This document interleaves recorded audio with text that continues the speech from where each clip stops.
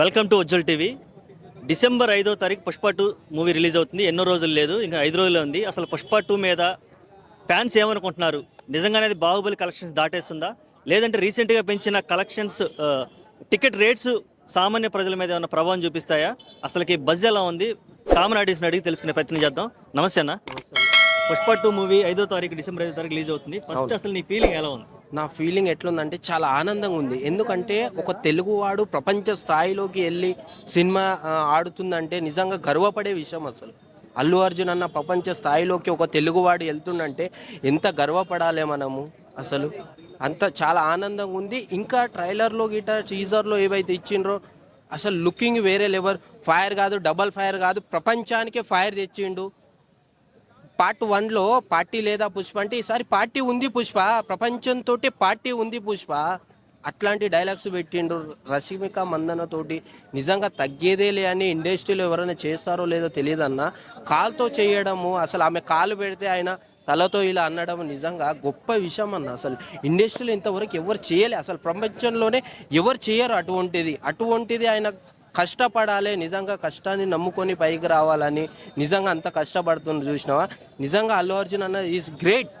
మనం తెలుగు వాళ్ళం గర్వపడే విషయానికి అసలు తీసుకెళ్ళిండు, నేషనల్ అవార్డు కొట్టిండు. నిజంగా ఇండస్ట్రీలో ఎవరికి వచ్చిందో లేదో నేషనల్ అవార్డు, అల్లు అర్జున్ అందకు వచ్చినందుకు నిజంగా కుళ్ళిపోతున్నట్లు ఉన్నారు ఇండస్ట్రీ వాళ్ళు. నెక్స్ట్ అడగబోతుంది. యాక్చువల్గా అల్లు అర్జున్ గారికి నేషనల్ అవార్డు వచ్చింది. తెలుగు ఇండస్ట్రీలో ఫస్ట్ తీసుకొచ్చిన వ్యక్తి కూడా అతనే. కానీ ఎందుకు ఈ నెగిటివిటీ కావాలని స్ప్రెడ్ చేశారా? ఆటోమేటిక్గా వచ్చిందా, లేదంటే అల్లు అర్జున్ గారు డిఫరెంట్ స్టేట్మెంట్స్ ఇచ్చారు చాలా సార్లు. ఏంటి, ఫస్ట్ టైం నాకు వచ్చిందని తెలిసినప్పుడు ఇప్పటివరకు ఎవరికి రాలేదా అని నేను ఆశ్చర్యపోయానని ఒకసారి ఇచ్చాడు. తర్వాత మన ఈ మధ్య షోలో నేను రింగ్ చేసుకున్నాను, దాన్ని కొట్టాలని ఫిక్స్ అయ్యాను, దానివల్ల నేను హ్యాపీగా ఫీల్ అయ్యాను అనుకున్న సాధి, ఇట్లా 2 రకాల స్టేట్మెంట్స్ ఇచ్చారు. ఇక ఆడియన్స్ కన్ఫ్యూజ్ అయ్యారు. యాజ్ ఏ కామన్ ఆడియన్ నీ అభిప్రాయం దీని మీద? నా అభిప్రాయం ఏంటంటే ఆయన అసలు అది కొట్టాలనుకున్నాడు. అంటే తెలుగువాడికి ఇది రాలేదు కదా, ఎందుకు రాలేదు ఇది, దాన్ని మనం కొట్టాలి అని వెళ్ళిండు.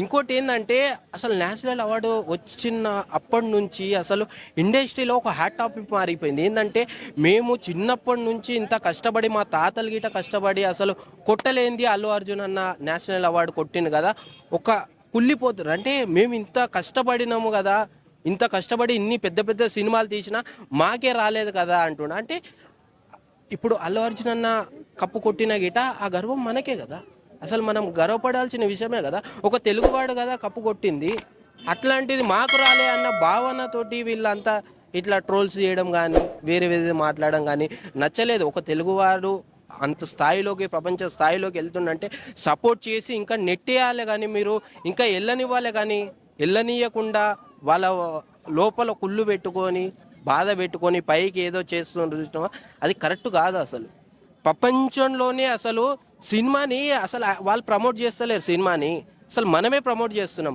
ఎన్ని బ్యానర్స్ తెలుసా అసలు ఎక్కడికి వెళ్ళినా, ఏ షాపులో వెళ్ళినా మా షాప్ ఇది పుష్ప 2, అసలు బ్యానర్లు ఎక్కడంటే అక్కడ కడుతున్నారు. ఓన్లీ తెలుగు ఇండస్ట్రీలోనే ఇక్కడే జరుగుతుందంటే నాటే తెలుగు, మొత్తం ప్రపంచంలోనే ఎక్కడ పడితే అక్కడ బ్యానర్లు కట్టేసిండ్రు పుష్ప 2 అని. ఈ రేంజ్ లో బజ్ ఉంది కాబట్టి ఈ సినిమా ఎలా ఉండబోతుంది అనుకుంటున్నావు? అలాగే అట్ ద సేమ్ టైం ఎన్ని వేల కోట్లు కలెక్ట్ చేసే అవకాశం ఉంది? నిజంగా బాహుబలి రేటు బద్దలు కొట్టాలంటే 250 కోట్లు కొడితే రికార్డెడ్, బన్నీ అన్న రికార్డెడ్ 250 కోట్లు కొట్టిండు అనుకో. నిజంగా బాహుబలి రేంజ్ కంటే అసలు నువ్వు చెప్పేది ఓన్లీ తెలుగులో, మన 250 కోట్లు ఓన్లీ తెలుగులో అయితే కొడితే నిజంగా దేశంలోనే ఒక సెన్సేషన్. అసలు ఫస్ట్ డేనా 250 కోట్లు? ఫస్ట్ డే అసలు 250 కోట్లు కొట్టింది అనుకో ఈసారి సినిమా. అసలు దేశంలోనే అసలు ఆదర్శంగా నిలవబోతుంది సినిమా. అసలు ఈ పుష్ప 2 అనేది నిజంగా రికార్డ్ బద్దలు కొట్టిందంటే 250 కోట్లు కొట్టాల్సిందే. ఆ క్రేజ్ అల్లు అర్జున్ అన్నకు ఉంది. ఎందుకంటే అంత కష్టపడి పైకి వస్తున్నాడు చూసినావా, మనం కొట్టాలి అది అంటే కంపల్సరీ. అసలు వాళ్ళు ఒక ట్రెండ్ని సృష్టిస్తున్నారు కానీ ఒక ట్రెండ్ ఫాలో అవ్వట్లేదు. అసలు ఇట్లా తగ్గేదేలే అని నిజంగా ఎన్నో ట్రెండ్ సృష్టించే వాళ్ళు, కానీ అల్లు అర్జున్ అన్న నిజంగా ట్రెండ్ ఫాలో అయ్యే వ్యక్తి అయితే కాదు. అసలు ఇప్పుడు ఈ ట్రెండ్ని సృష్టించి ఈ ట్రెండ్ని క్యాష్ చేసుకునే పనిలో ఉన్నారు అని ఒక టాక్ నడుస్తుంది. ఎందుకంటే టికెట్ రేట్స్ అనేవి బాగా పెంచేస్తారు. అవును. ఈ ఫస్ట్ వీక్లో ఇంత ఇంత ఇప్పుడు సింగిల్ స్క్రీన్కి ఒక రేట్ పెట్టారు, మల్టీప్లెక్స్కి ఒక రేట్ పెట్టారు, మన నార్మల్ థియేటర్స్కి ఒక రేట్ పెట్టారు. అవి కూడా చాలా భారీగా ఉన్నాయి. అంటే దాదాపు 700 వరకు ఉన్నాయి సింగిల్ మల్టీప్లెక్స్లో. సింగిల్ స్క్రీన్లో 350 రూపాయల దాకా పెట్టారు. అంటే 350 రూపాయలు ప్లస్ మళ్ళీ అక్కడ ఏమైనా టీ తాగినా పాప్కార్న్ తిన్నా పర్ హెడ్ వచ్చేసి సింపుల్గా వేసుకున్న 500 రూపీస్ అవుతుంది. ఒక పర్సన్కి 500 రూపీస్ ఖర్చు అంటే చాలా ఎక్కువ కదా అనేది చాలా మంది అభిప్రాయం. ఇలా రేట్లు హెవీగా పెంచడం మీద నీ అభిప్రాయం ఏంది? రేట్లు పెంచిందంటే నిజంగా రేట్లు పెంచడం గిట వాళ్ళు పెంచడం గిట కరెక్టే. కాకపోతే సినిమాకి ఎంత డబ్బులు పెట్టాలో వాడు ముందే ప్రిపేర్ చేసుకొని ఒక సినిమా చూడడానికి వెళ్ళినప్పుడు నేను సినిమాకి ఇంతే పెడతా అంతకంటే ఎక్కువ వెళ్ళాను అన్నప్పుడు నిజంగా ఆయన అంతే పెట్టి టికెట్ తీసుకొని అంతే సినిమా చూసి వస్తాడు. సో నేను 50 రూపాయలు చూడాలనుకున్నా, సపోజ్ నేను 50 రూపాయలు తీసుకొని 100 రూపాయలు తీసుకొని వెళ్తా, 50 రూపాయలు టికెట్ సినిమా చూస్తా, ఇంకా 50 ఉంటే ఏదైనా తినేసి వచ్చేస్తా. సో అంతవరకే. కాకపోతే ఎవరి స్థాయి వాళ్ళది. ఇప్పుడు నా స్థాయి 100 రూపాయలు, నేను 100 రూపాయలకే చూస్తా. వాళ్ళది 1000 స్థాయి, వాళ్ళు 1000 చూస్తారు, వాళ్ళు 2000 స్థాయి. సో అట్లా అట్లా కంపారిమైజ్ అయ్యి వీళ్ళు ఆ టికెట్ రేటు పెట్టడం జరిగింది. సో అది ఇలా హెవీ రేట్లు పెంచడం మీద రేపు రాబోయే కలెక్షన్స్ మీద ప్లస్ అయ్యే అవకాశం ఉందా, మైనస్ అయ్యే అవకాశం? వాళ్ళకి ప్లస్ అయ్యే అవకాశం ఉంది. కానీ ఏదైతే సామాన్య వ్యక్తులు ఎవరైతే ఉన్నారో వాళ్ళకి కొద్దిగా నష్టం జరిగే విధంగా ఉంటుంది. కాకపోతే వాళ్ళకి ప్లస్ అయ్యే జరిగి ఉంటుంది. ప్లస్ అయితే వాళ్ళకు ప్రొడ్యూసర్ గారికి, డైరెక్టర్కి, ఇంకా హీరో గారికి, హీరోయిన్కి, టెక్నీషియన్లకు వాళ్ళకు ఉపయోగపడే ఛాన్సెస్ ఉన్నాయి. ఓకే, ఇప్పుడు ఇంకొక విషయం ఏంటంటే Allu Arjun versus mega family ఇష్యూని లైట్ తీసుకోవాలా, సీరియస్గా తీసుకోవాలా, ఏం చేయొచ్చు అంటే అసలు ఈ కాంట్రవర్సీకి ఎండ్ పాయింట్ అంటే ఏమైతే నువ్వైతే ఎలా ఇస్తావు ఎండ్ పాయింట్ దీనికి? నిజంగా అన్న చెప్తున్నా, ఇది ఒక పెద్ద టాపిక్ కాదు, అసలు వేస్ట్. మరి ఇదే పెద్ద టాపిక్ అన్నట్టు సోషల్ మీడియాలో అసలు డిబేట్లు పెట్టి, చర్చలు పెట్టి, పెద్ద వాళ్ళు కూడా ఇప్పుడు పెద్ద జర్నలిస్టులు కూడా దీని గురించి డిస్కస్ చేస్తున్నారు. వాళ్ళు కూడా వాళ్ళ ఛానల్లో ఇలాగే వీడియోలు, అంటే వాళ్ళు నిజంగా ఉందని చెప్తున్నారా, లేదంటే కాంట్రవర్సీ చేయడానికి చేస్తున్నారా, లేదంటే వాళ్ళు వ్యూస్ కోసం చేస్తున్నారా? యాజ్ ఏ కామన్ అడిగిగా వీటి మీద నీ అభిప్రాయం ఏంది అసలు? నా అభిప్రాయం ఏంటంటే సినిమా ఇంకో ప్రమోట్ అవుతుంది మా బన్నీ అన్నకి.